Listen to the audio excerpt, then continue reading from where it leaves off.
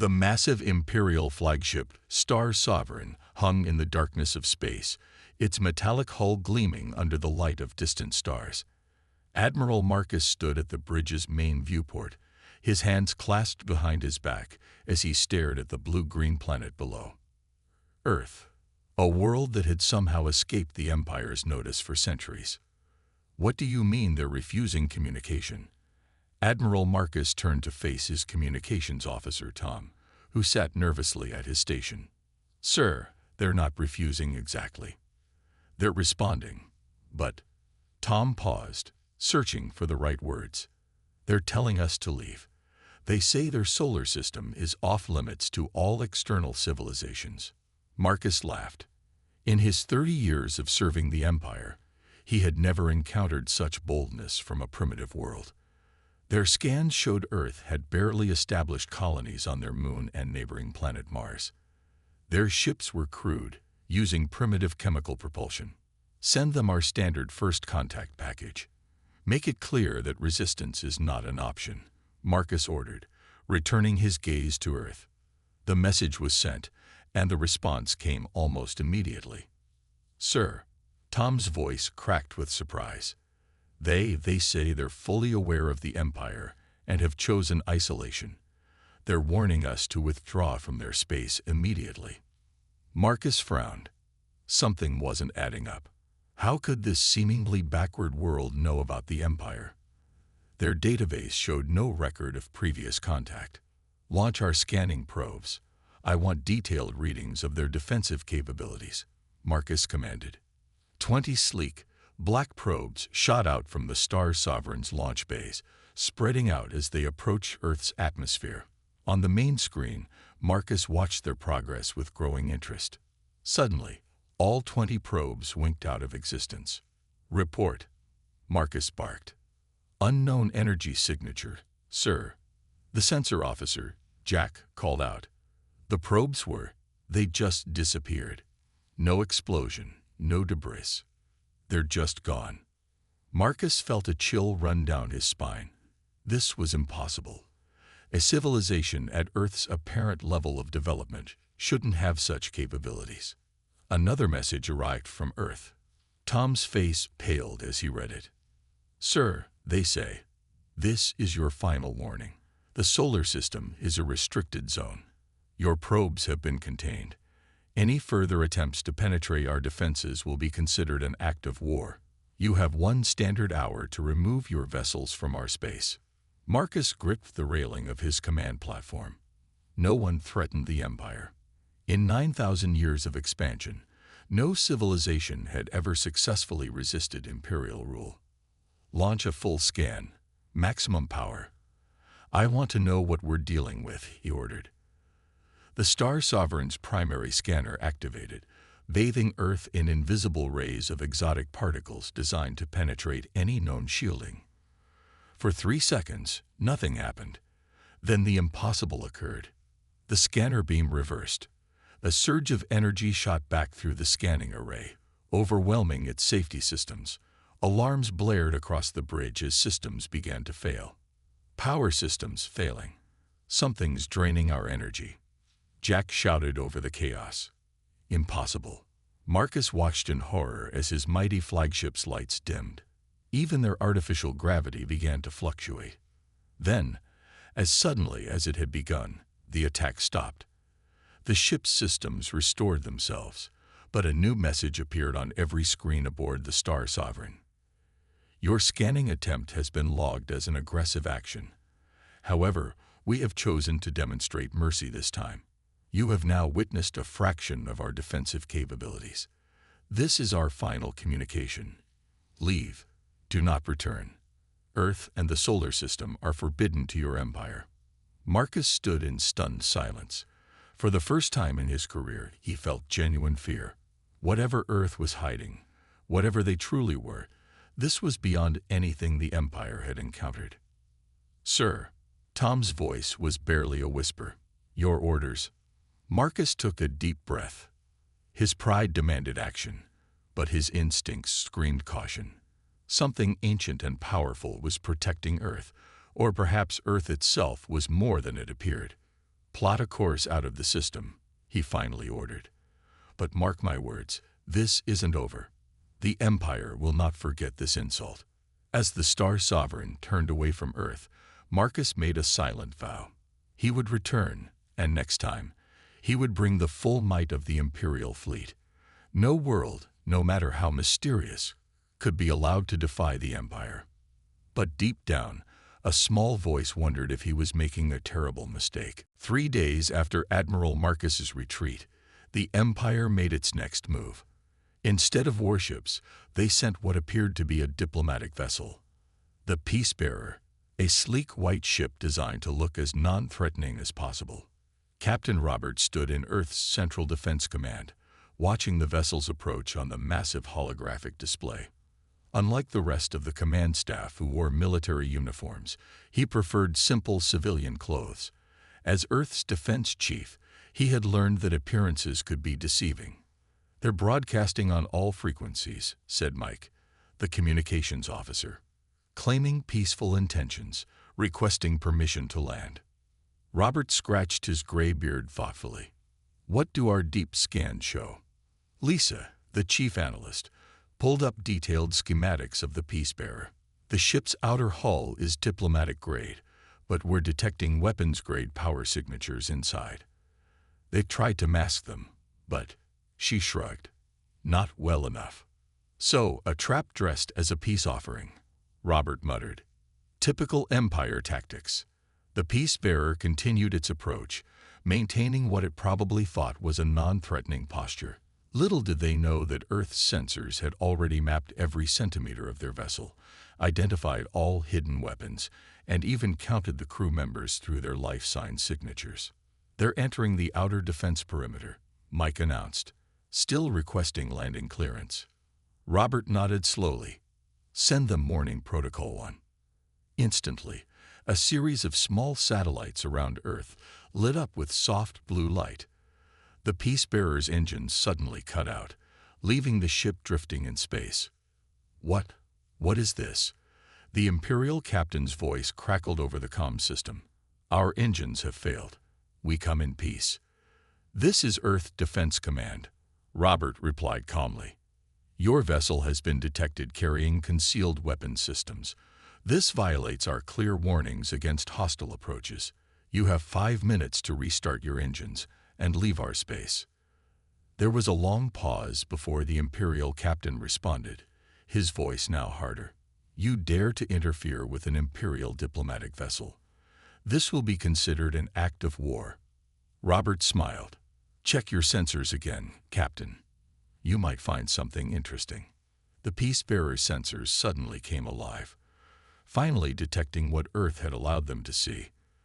Thousands of defensive platforms had decloaked around them, each one carrying enough firepower to vaporize a small moon.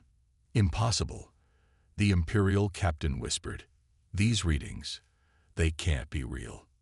"Oh, they're real," Robert replied. "And they're just the obsolete systems we let you detect. You have 4 minutes remaining." Instead of retreating, the Peacebearer's hidden weapon ports suddenly opened. Energy began building in their weapon systems.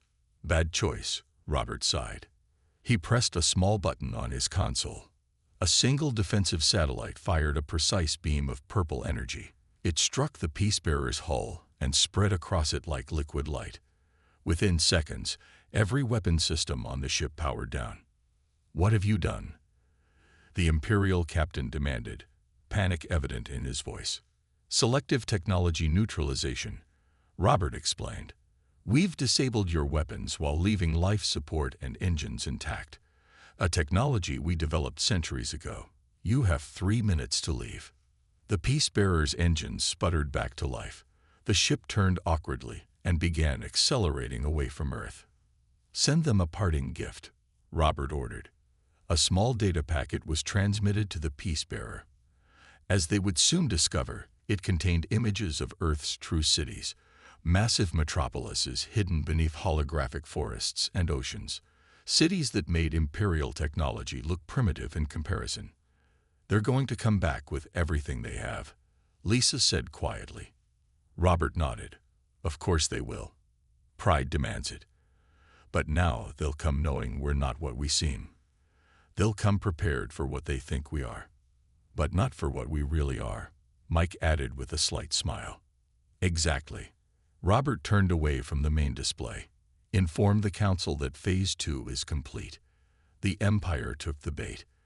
They'll return with their fleet, thinking they know what they're facing." As he walked out of the command center, Robert allowed himself a small smile. The Empire had no idea that Earth hadn't just been hiding. It had been waiting for the perfect moment to reshape the galaxy's balance of power. And that moment was finally approaching. The Imperial fleet emerged from hyperspace like a metal storm, over 500 warships strong. Their massive forms blotted out the stars, creating an artificial eclipse visible from Earth's surface. At their center, the new Imperial flagship Eternal Dominion dwarfed its companions. Admiral Marcus stood once again on his command bridge, but this time with the full might of the Empire behind him. Status of the Earth Defense Grid. Active. "Sir," his tactical officer responded, but much weaker than expected. "They appear to have concentrated their forces around their major cities." Marcus smiled coldly. He had expected Earth to reveal more of its defenses after the diplomatic incident, but their scans showed only the same platforms they'd encountered before. Either Earth was overconfident, or they were walking into a trap. Either way, Marcus had come prepared.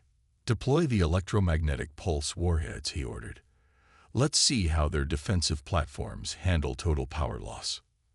50 missiles launched simultaneously, their warheads designed to neutralize any electronic system within their blast radius. They streaked toward Earth's orbit, their trajectory calculated to blanket the entire defense grid. The missiles never reached their targets. A wave of golden light rippled out from Earth's atmosphere, spreading like a silent explosion. As it touched each missile, they simply disappeared. "Sir," the tactical officer's voice cracked. "The warheads, they're gone. No explosion, no debris. They just vanished." Before Marcus could respond, his fleet's sensors detected movement. The space around Earth seemed to shimmer, like heat waves rising from hot pavement. Massive shapes began to emerge, ships that dwarfed even the Eternal Dominion. "Impossible," Marcus whispered. Where there had been empty space moments before, now floated a fleet of gleaming vessels. Their designs were like nothing the Empire had ever encountered, smooth and organic, as if they had been grown rather than built. Earth's voice came through on all channels. "Imperial fleet, you were warned. You chose not to listen. Now witness why Earth is forbidden to you." The golden ships moved with impossible grace. Beams of light, so bright they seemed to bend space itself, lanced out from their hulls. Wherever they touched an Imperial ship, systems failed instantly. No explosions, no destruction, just complete technological paralysis.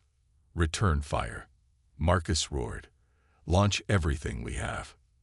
The Imperial fleet responded with a fury that could have cracked a planet. Energy weapons, kinetic rounds, and exotic particle beams, the full arsenal of the mightiest civilization in known space, all focused on Earth's defenders. Not a single shot reached its target. The golden ships didn't dodge or raise shields. The attack simply ceased to exist before reaching them. "Admiral," his science officer called out, voice trembling. "We're detecting energy signatures unlike anything in our database. They're not just blocking our attacks, they're converting the energy into something else." As if to demonstrate this point, the space around the Earth fleet began to crystallize. The energy from the Imperial attacks was being transformed into massive structures, new defensive platforms forming in real time from the Empire's own weapons. "This is no longer a battle," Earth's transmission continued. "This is a demonstration. Your weapons cannot harm us. Your technology cannot match us. We didn't hide from the galaxy out of fear. We hid because we chose to. Because we knew the galaxy wasn't ready for what we had become." One by one, Imperial ships fell silent, their systems completely neutralized. No casualties, no destruction. just the total negation of their technological advantage. Within minutes, the mighty Imperial fleet hung powerless in space. Marcus stood frozen, watching as his command ship systems flickered and died around him. In all his years of service, he had never imagined such power was possible. Final warning, Admiral Marcus. Earth's transmission concluded. Leave our space. Tell your empire what you witnessed here. The solar system is forbidden not because we fear you, but because we choose solitude. The next incursion will not be met with such mercy. As emergency power kicked in and his fleet began its humiliating retreat, Marcus realized a terrible truth. They hadn't been dealing with a primitive civilization hiding advanced technology. They had encountered something far more significant, a civilization so advanced that it had transcended what the Empire considered possible. Earth hadn't banned the Empire. They had simply drawn a line in space and said, "This far and no further." And for the first time in 9,000 years, the Empire had no choice but to obey. Deep beneath the Rocky Mountains, in a chamber that officially didn't exist, the Earth Council gathered for an emergency session. The vast circular room, lit by soft blue light, housed representatives from every major nation. Unlike the public governments above, these were the true leaders of Earth. Director James walked to the center of the chamber, his footsteps echoing in the tense silence. Behind him, a holographic display showed the retreating Imperial fleet. "The Empire now knows what we are," he began, his voice firm. "The time has come to reveal our true history to our own people." The chamber's walls shimmered, displaying images from Earth's secret past. Crashed alien ships from centuries ago, not just one or two, but dozens. Each wreck had brought new knowledge, new technologies. In 1947, we recovered the first ship, James continued. But it wasn't alien, it was human. From our own future, thrown back in time by a failed experimental drive. Inside, we found technology centuries beyond our understanding. And more importantly, we found warnings. The display shifted, showing terrible scenes of planetary destruction. The ship's records showed us a future where the Empire discovered Earth before we were ready.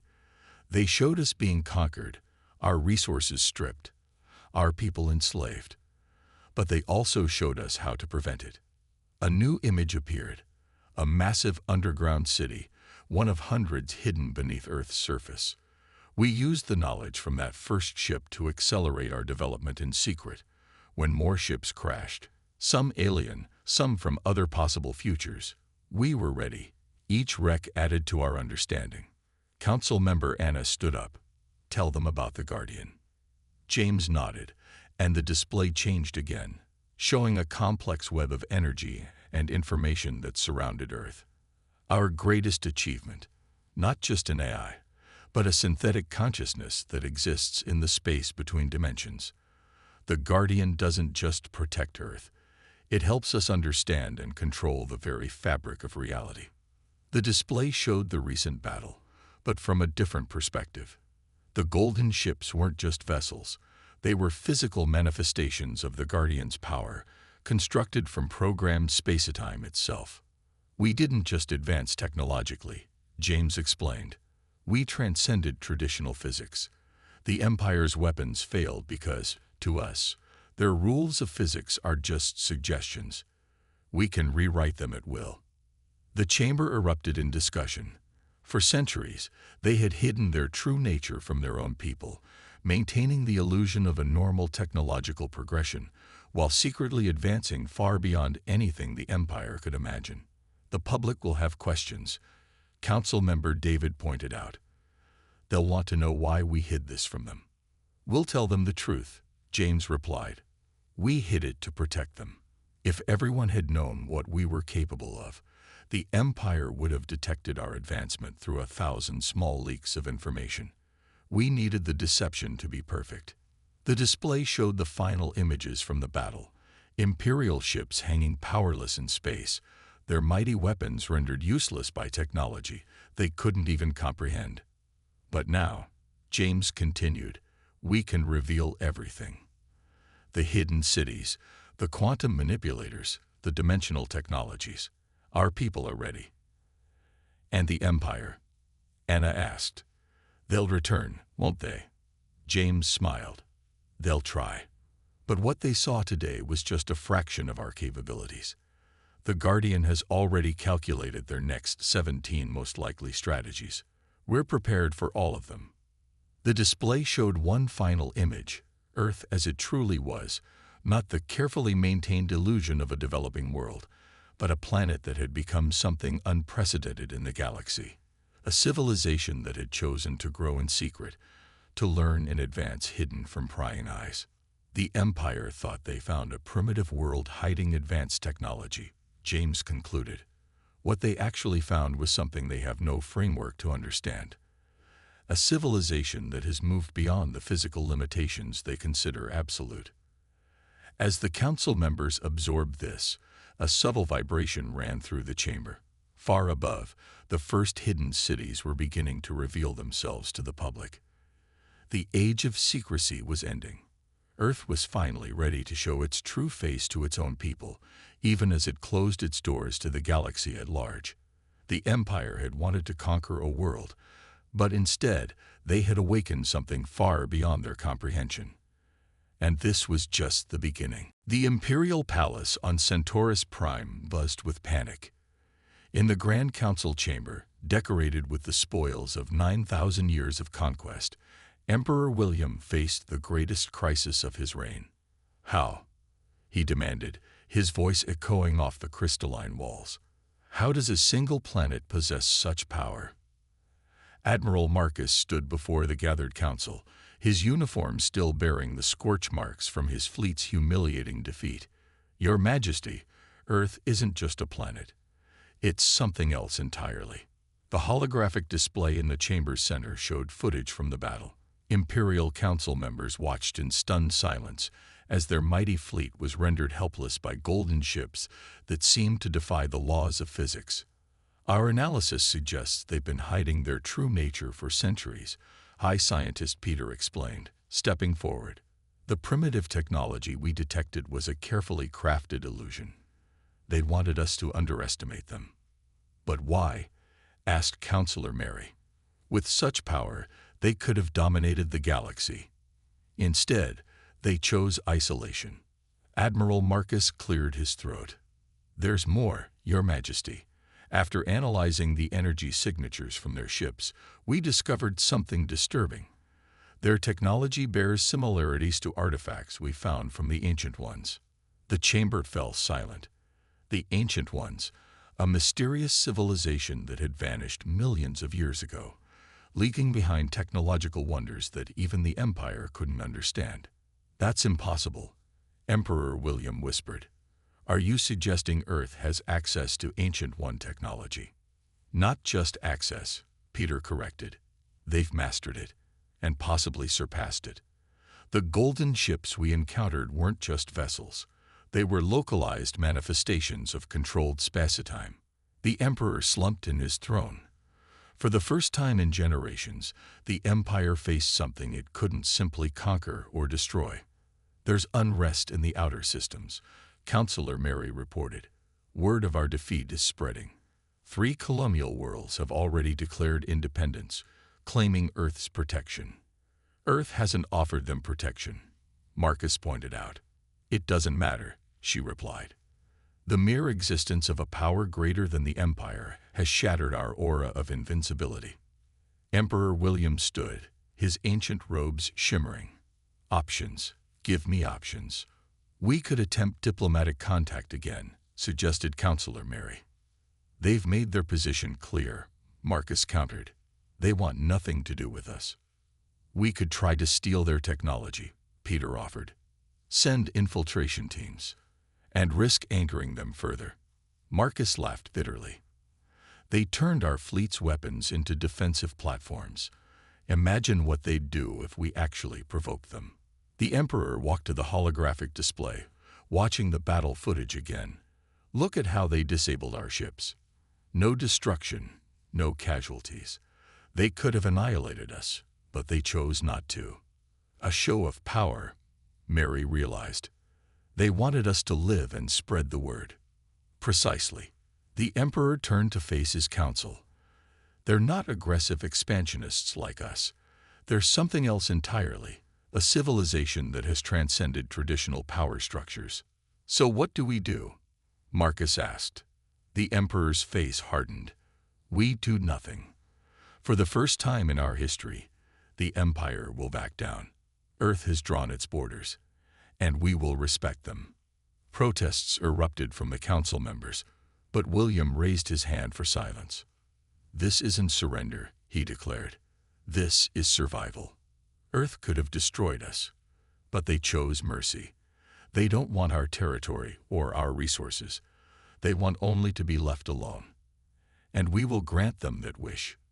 And our reputation, Mary asked, our authority over the galaxy, will have to be maintained through other means, William replied. The age of unlimited expansion is over. We must adapt or face extinction. As the council session ended, Admiral Marcus lingered behind. Your Majesty, there's one more thing. Our long-range sensors detected something strange around Earth. Their solar system, it's changing. The space around it is becoming different somehow. The Emperor nodded gravely. They're not just banning us from their space, Admiral. They're rewriting the laws of physics around their system to make it impossible for us to enter. And with that realization, the Empire faced a new reality. They weren't just dealing with a powerful adversary. They were witnessing the birth of something unprecedented in the galaxy's history. Earth wasn't just leaving the galactic community. It was transcending it entirely. On a clear morning in Geneva, Earth made its first official galactic broadcast. Representatives from every nation gathered in the newly revealed Global Assembly, a magnificent structure that had been hidden beneath the city for centuries, now raised to the surface through technology that seemed like magic to most observers. Director James stood at the central podium, his image being transmitted not just to Earth's billions, but to every corner of the known galaxy. The Empire's communication network had been effortlessly hijacked for this purpose. To all sentient beings throughout the galaxy, he began, his voice calm but firm. This is an official declaration from Earth. Behind him, massive screens showed Earth's true face, the hidden cities emerging from their camouflage, the orbital rings that had been invisible for centuries, the vast network of quantum gates connecting the solar system. For too long, we have hidden our true nature from the galaxy. Today that ends. Earth and the entire solar system are hereby declared a sovereign zone, forbidden to all external powers, particularly the Galactic Empire. In orbit, massive structures began to materialize, not the defensive platforms from before, but something far more impressive. Golden rings of energy formed around the entire solar system, creating what looked like a massive web of light. These are the boundary markers, James explained. They define the limits of Earth's sovereign space. They are not merely warnings. They are absolute barriers. Any attempt to cross them without explicit permission will be physically impossible. On thousands of worlds, beings of all species watched in awe as the barriers took shape. The Empire's best scientists realized with horror that Earth wasn't just creating a border. They were rewriting the fundamental laws of physics within their designated space. To demonstrate our commitment to peace, James continued, we are sharing the gift with the galaxy. In exactly 1 hour, every inhabited world will receive data packets containing basic medical technology. This will cure 90% of known diseases across all species. Consider it a gesture of goodwill. The Empire's representatives, watching from their palace, realized the implications. Earth could have shared weapons or defenses, but instead chose to give healing. It was both a show of superior power and a demonstration of intent. However, James's voice hardened slightly. Let us be clear. Any aggression against Earth or attempts to breach our space will be met with immediate response. We do not seek conflict, but we will not tolerate interference. The screens behind him showed footage from the recent battle with the Empire, but from new angles, revealing just how easily Earth's forces had neutralized the Imperial fleet. To those worlds seeking independence from the Empire, We understand your struggle. While we cannot directly intervene in galactic politics, we will not stand idle if the Empire commits atrocities in response to peaceful independence movements." This single statement sent shockwaves through the Empire's territories. Earth wasn't offering direct protection, but the implied threat was clear. Excessive force against separatist worlds would have consequences. Finally, to our own people, James turned to address Earth's population directly. The age of secrecy is over. Over the next month, all hidden technology will be gradually revealed. Training in its use will begin immediately. Earth is not just leaving the galactic stage. We are transcending it. The broadcast concluded with a demonstration. The entire solar system seemed to shimmer for a moment, and then stabilized. To outside observers, it now appeared slightly distorted, as if seen through curved glass. In the aftermath, Earth's declaration had immediate effects. 7 worlds declared independence from the Empire within hours. Trade routes were hastily redrawn to avoid Earth's space. The Empire's diplomats scrambled to maintain control of their territories. But most significantly, the galaxy had to accept a new reality. Earth wasn't just another powerful civilization. It was something entirely different. A society that had evolved beyond normal technological advancement into something that bordered on the mythological. As James left the podium, he received word that the medical data packets had been successfully delivered. Already, reports were coming in of miraculous cures on thousands of worlds. Earth had made its position clear. It would stand apart from galactic civilization, but not in isolation, rather in transcendence, watching from above, intervening only to prevent the worst abuses of power. The age of Earth's hidden evolution was over. The age of its manifest destiny had begun. 1 year after Earth's declaration, the galaxy had changed beyond recognition. The Imperial Palace hosted an unprecedented gathering, the first Galactic Concord Summit. Representatives from Earth had agreed to attend, though only as observers.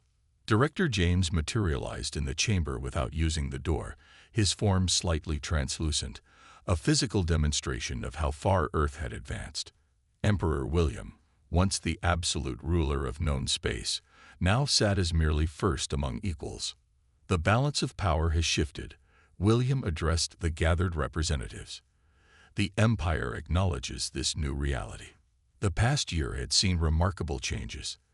32 worlds had peacefully gained independence, forming their own coalition. The Empire, unable to prevent this without risking Earth's intervention, had been forced to adapt. "We're not here to reshape your civilization." James spoke, his voice carrying an odd echo. "Earth's path is different from yours. We simply ensure that power is not abused." The holographic displays showed the new galactic map. The Empire's territory had shrunk, but remained significant. New independent worlds glowed in different colors, while Earth's solar system appeared as a strange distortion, barely visible to normal space. "Our scientists still can't explain what you've done to your system," the Empire's chief scientist admitted. "It exists in normal space, yet somehow doesn't. Our most advanced sensors can't penetrate it." James smiled. "We're not hiding anymore. We've simply moved part of our existence to a different level of reality. Think of it as living in a house with multiple floors. We've simply moved to the upper floor while maintaining a presence on the ground level." The gathered representatives struggled to comprehend this. In 1 year, their understanding of what was possible had been completely overturned. "The medical technology you shared," a representative from a newly independent world spoke up. "It's changed everything. Wars have stopped because the wounded can be healed. Plagues that haunted us for generations vanished overnight." "That was our intent," James replied. "We chose to share healing rather than weapons. The galaxy needed balance, not more tools of destruction." Emperor William stood. "And what of the Empire? What is our role in this new galaxy?" "That's not for us to decide," James answered. "Earth doesn't seek to rule or control. We are guardians, not governors. The Empire can still be a force for stability and progress, just not through conquest and domination. The chamber fell silent as the implications sank in. Earth had accomplished something unprecedented. They had changed the galaxy not through war or politics, but by simply existing as something greater. There are rumors, a colonial representative ventured, that some of your people are evolving, becoming something different. James nodded. Evolution doesn't stop. Humanity is changing, yes. In time, we may become something you wouldn't recognize as human. But our commitment to preventing abuse of power will remain. The summit continued, establishing new protocols for interstellar relations. The Empire would maintain order in its reduced territory. Independent worlds would form their own alliances, and Earth would watch from its transcendent position, intervening only when necessary. As the session ended, Emperor William approached James privately. You could have destroyed us, taken everything. Why didn't you? Because that's not evolution, James replied. True advancement isn't about domination. It's about transcendence. Earth didn't ban the Empire out of fear or hatred. We did it because our paths had to diverge. The Emperor watched as James's form began to fade.